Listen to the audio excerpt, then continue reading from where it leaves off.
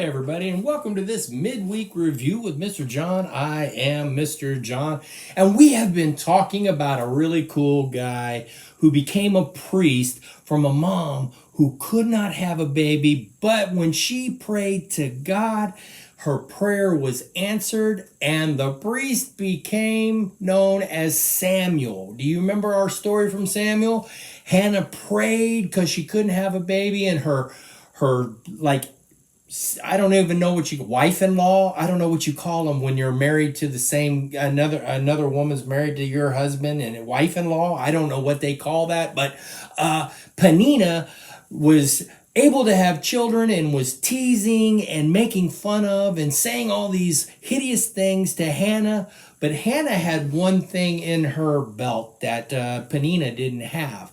She was Elkanah, her husband's favorite wife. And so he treated her well, but it didn't make any difference to Hannah. She wanted to have a baby. And when she prayed to God, she prayed for to have this child, and that she promised that if she had a child, she would give that child to God. And no razor would ever touch his head. And the day he was weaned, she would give this baby to the temple. And the guy who was running the temple, Eli, hears this, and he goes to Hannah and tells her basically that she is going to be a mother within a year. And so it comes to pass. And she names that baby Samuel. Now, last week, we heard Samuel hearing from God, not really knowing who it was. And Eli basically taught Samuel how to listen to God's voice. Well, we're a long way in Samuel's story now. He's a lot older, and he's been living in Israel for a while, and he is hearing the people grumble. They want a king. They want somebody to rule the land.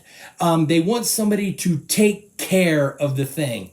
And even though they had a king who was God, they had a heavenly king that was taking care of their needs and all the problems that they had.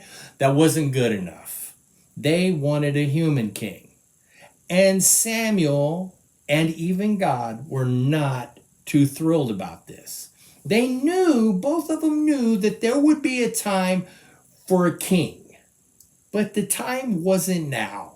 Now, I want to ask you something. Has there ever been something that you really, really, really, really, really, really, really, really wanted, right?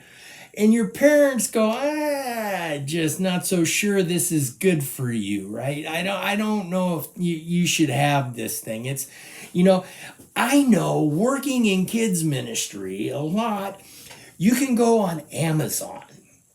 And there's all these things on Amazon that you can order. And even I can fall into this trap. Ooh, that looks really cool. That looks really, really good. And you look at it and you make the decision that you're going to have it, right? You're going to get it. And then you kind of go into the reviews of it. And people will tell you that this product's not very good. It doesn't hold up well. It could break. And you look at that and you just, I'll still get it, right? And so you place your order, and then it comes. And you get this product, and you open it up and you realize, it doesn't look like it's made very well. And you may have to put it together, and it doesn't come together very easily and doesn't. And soon you sit there and you use it for whatever you intended, and it breaks really quickly. Everything that the reviews were saying. But you had to have it. That's the way the Israelites are in this moment. They have to have a king. And so sometimes, when you sit there and you go to your parents and go, I gotta have it. I need it now, Mom. I need it now. I really do. I can't live without it. I can't live without it. And you kind of go through the negotiation period of asking your mom, and your parents, mom and dad, and parents may sit there and tell you no. And then eventually they go, well, they may make you spend your own money on it, right? And so you buy the thing or whatever it is, even after your parents have said you don't, they kind of give in. Now, I don't think God gives in. I think God uses giving them a king that they're not ready for, or a king that they are not going to appreciate down the road, was kind of a way for God to give them a learning lesson. Sometimes God puts things in our path to Him that are for learning, excuse me, to teach us. Sometimes they're good things, but sometimes they may not be so good, right? And so God allows the people of Israel, to have a king.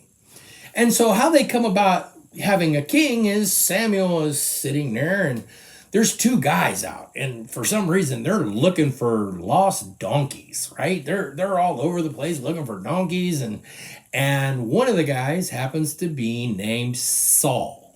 So they go to Samuel, and they don't have any money to actually get help from Samuel, except for a little piece of silver that's not even worth much more than a coin in your pocket. But they give that to Samuel, to Samuel, and Samuel realizes that there's something about Saul.